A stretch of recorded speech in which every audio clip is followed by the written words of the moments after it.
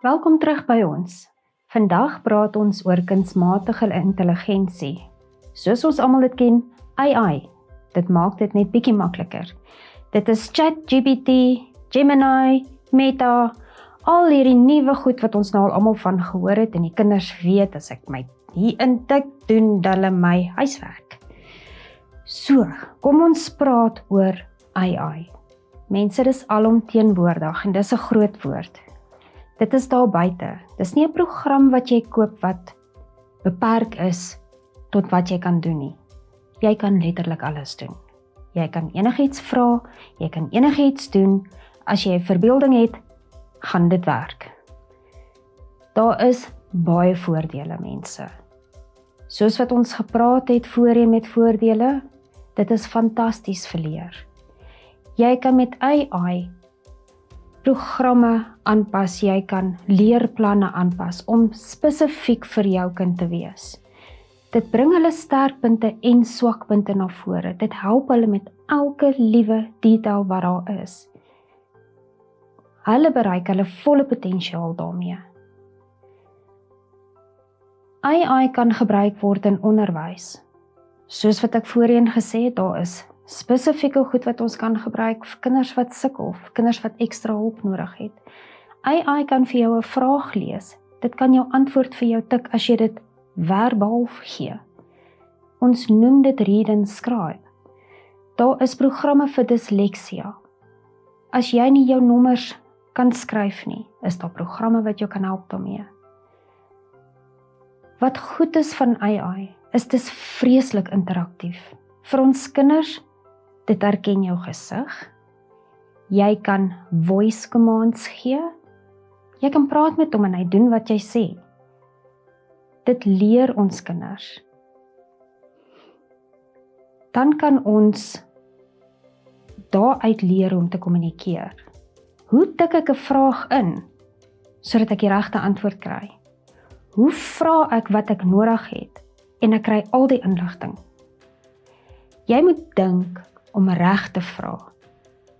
Dit leer kognitiewe denke aan ons kinders. Dit leer regte kommunikasie. Want as jy nie daar reg spel nie, gaan AI ook nie verstaan wat jy vra nie. Jy kan in jou eie taal praat, maar dit leer jou ook Engels of ander tale, net soos wat jy verkies. Dit is die ding van AI, net soos wat jy verkies. Ons kan gaan toer met AI. Ek kan deur Eiffeltoring gaan loop. Ek kan deur 'n museum gaan stap in Frankryk. Goed wat ek nog nooit aan blootgestel was nie. Daar's 'n aanlyn biblioteek as jy lus is. Dit verbreed ons kinders se kennis so ver en hulle kan goed beleef wat ons nie noodwendig sou vir ons kinders kon gee op daai stadium nie. Al hierdie goed is baie mooi, al hierdie goed is fantasties. Al hierdie goed het soveel voordele. Wat ek moet uitwys. Dit is onder leiding van ouers. As jy 'n kleiner weergawe in jou huis van jou het, mense, gaan kyk hierna. Jy moet weet wat is AI. Jy moet weet wat AI kan doen. Dis baie nuut, maar as jy nie verstaan nie, hoe gaan jy weet wat jou kind doen? Gaan jy weet as jou kind AI vra, doen my wiskunde huiswerk en ek kry 80 en my kind is fantasties, maar volgende jaar dryp hulle en jy kan verstaan hoekom nie. Ons moet verstaan wat is die implikasies. Ons moet verstaan wat is die voordele, sodat ons kinders kan reghelp en sodat ons kinders kan leer hoe om dit positief te gebruik. Wanneer jy dit te veel gebruik, het jy oormatige vertroue in AI. Jy verleer dan alles wat jy geleer het. Ek het al met IT-ouens gepraat wat AI gebruik om al hulle code vir hulle te doen. In die proses kan hulle nie onthou hoe om die kode in te tik vir dit wat hulle nodig het nie. AI doen nou alles. As jy op 'n punt kom waar jy dit nodig het, en nie kan onthou hoe dit lyk nie, wat doen jy dan? Ons moet pas op vir die blootstelling. AI, omdat dit alomteenwoordig is baie moeilik om beperkings in te sit. Ons kinders het 'n baie groter risiko aan blootstelling aan inhoud wat nie van pas is nie. Gaan kyk asseblief na die apps wat ons van gepraat het, die ouer instellings om goed te beperk. Maak seker dat dit wat jou kind na kyk, ouderdom spesifiek is. AI kan nog steeds om dit werk. Gaan kyk daarna. Die apps wat beskikbaar is baie spesifiek. Jy moet seker maak, dis nie net app spesifiek nie. Dit is alomteenwoordig. En kyk waar jou kinders besig is. Dan kan jy besluit wat nodig is. AI samel inligting in. Mense besef, AI verstaan nie, dis 'n 13-jarige kind nie. Al wat AI sien, is hierdie persoon stel belang in hierdie spesifieke inligting.